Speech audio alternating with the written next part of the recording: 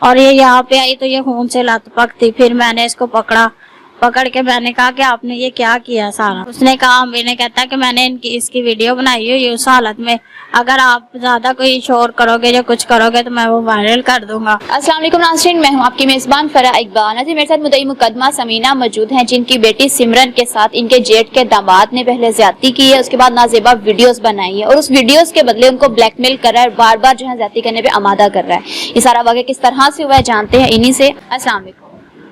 वालेकुम अस्सलाम। अच्छा आंटी, मुझे बताएं कि सिमरन की उम्र क्या है?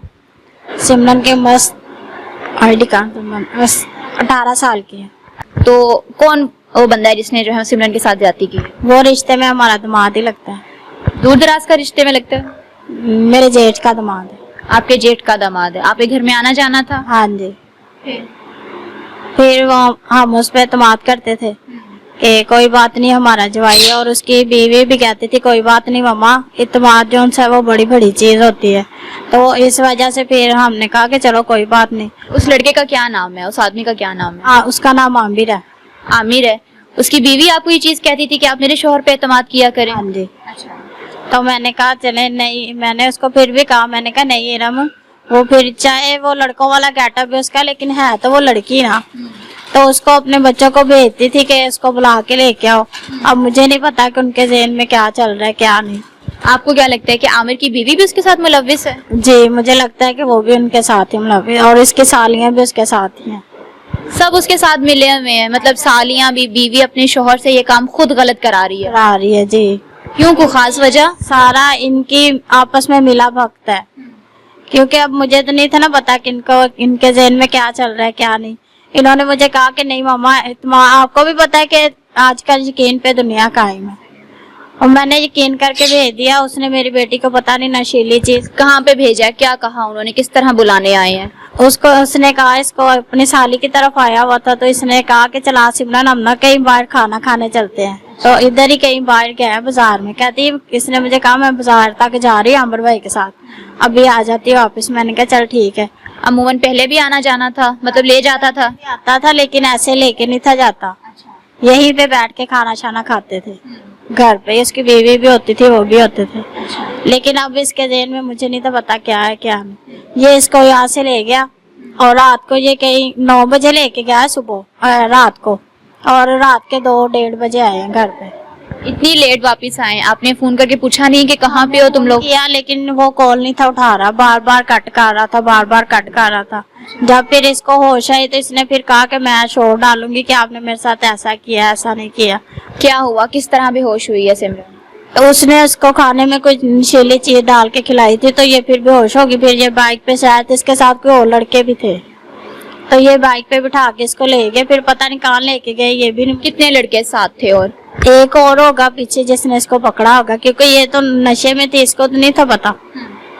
सिमरन जब घर आई है, इसने आपको क्या बताया कि उन्होंने क्या खाना खिलाया, उसको क्या चीज मिलाई है, किस तरह उसके साथ वहाँ पे वाकया हुआ है? इसने मुझे कुछ भी नहीं बताया। उसने कहा सिर्फ मामा हम लोगों ने खाना खाया, तो उसके बाद नहीं मुझे पता कि मेरे साथ क्या हुआ क्या नहीं। उधर खाने में क्या खाया था?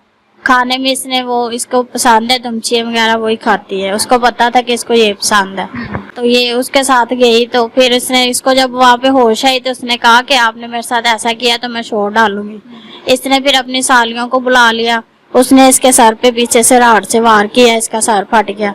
जिस जगह पे लेके गया था वहीं पे सिमरन ने शोर वावेला किया और वहीं पे उसकी सालियां पहुंच गई हैं? हाँ जी, वहीं पे पहुंच गई। अच्छा, मतलब सिमरन घर नहीं आई, ये वहीं पे मौजूद थी? हाँ। वो कौन सी जगह थी जहाँ पे लेके गया था? ये मुझे नहीं पता, मुझे खुद नहीं पता। फिर उन्होंने कॉल, फिर मैंने इसको बैक कॉल की, उसकी बीवी इधर मेरे पास ही बैठी हुई थी। अच्छा। फिर हमने उनको कॉल की, उसने कॉल पिक की और ये यहाँ पे आई तो ये खून से लथपथ थी। फिर मैंने इसको पकड़ के मैंने कहा कि आपने ये क्या किया सारा। तो कहती कि अगर आप लोगों ने शोर डाला तो मैं इससे और भी ज्यादा बुरा करूंगी। ये चीज किसने कही है कि अगर आपने शोर किया? उसकी सालियों ने और उसने दामाद ने, उसके बहनोई ने। किसके बहनोई ने? वो जो इरम है वो हमारी वो रिश्तेदार है ना, तो इसका तो वो बनवाई लगता है ना। अच्छा, मतलब आमिर जो है, जो लेके गया था, खाने के बहाने लेके गया था, उनका बनवाई लगता है ना रिश्ते में जी। उसकी बीवी ने ये चीज बोली कि अगर ये चीज किसी को बताई तो फिर आप लोगों के साथ और बुरा करेंगे। और बीवी ने भी। और उसने भी फिर धमकियां देनी शुरू कर दी कि अगर आप ऐसा करोगे तो मैंने इसकी वीडियो बनाई हुई है, मैं ये कर दूंगा, मैं वो कर दूंगा, पहले तो जो हुआ हुआ अब इससे बुरा होगा। तो इस वजह से हम लोग डर गए, फिर हमने ये केस बंद कर दिया, हमने फिर कुछ नहीं। फिर मैं जिस दिन सिमरन घर आई और उसने आपको बताया कि ये सारा वाकया हुआ है, उसी दिन आपको आमिर और उसकी साली और उसकी बीवी ने बोला है कि सिमरन की नाजिबा वीडियोस बन गई हैं। उसने नहीं, उसने बताया था, जवाई ने। आमिर ने बताया? ये आमिर ने बताया, जो लेके गया था। उनको नहीं था पता कि इसकी वीडियो उन्होंने बनाई है या नहीं। उसने कहा, आमिर ने कहता कि मैंने इसकी वीडियो बनाई हुई है, उस हालत में अगर आप ज्यादा कोई शोर करोगे या कुछ करोगे तो मैं वो वायरल कर दूंगा, जो आपकी बच्ची की इज्जत है वो भी खराब होगी। तो क्या आपने फिर ये चीज जब आपको पता चली है फिर कानूनी कार्रवाई आपने कब की है? फिर हम लोग चुप बैठ गए, लेकिन फिर एक दिन वो फिर पी के आ गया घर पे। तो इसके क्या पी के आया? शराब पीता है ना वो बहुत ज्यादा।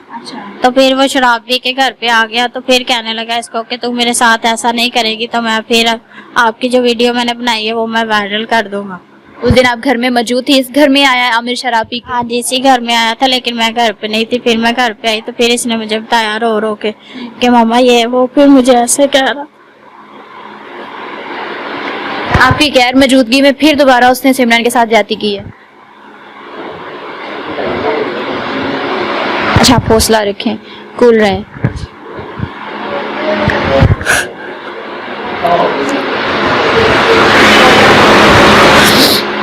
पहले आपने कानूनी कार्रवाई नहीं की, जब दूसरी दफा उसने आके फिर दोबारा यही हरकत की है, फिर आपने कानूनी कार्रवाई की, एप्लीकेशन दी है? कोशिश की थी करने की, लेकिन की नहीं। फिर दूसरी दफा ज्यादती की नहीं है?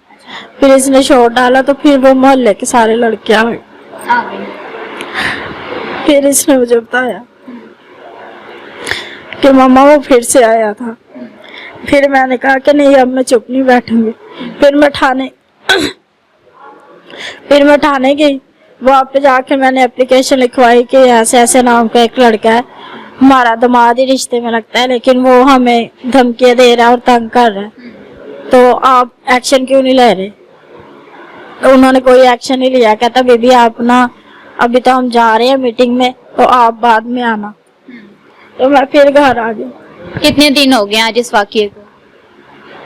इसको 1.5 मंथ हो गया, ये एप्लीकेशन दिए हुए मुझे 2 हफ्ते हो गए, इन्होंने कोई एक्शन नहीं लिया। पुलिस वालों ने कोई कार्रवाई नहीं की, उस मुलजिम को पकड़ा नहीं है? वो ऐसे ही घूम रहा है अभी भी।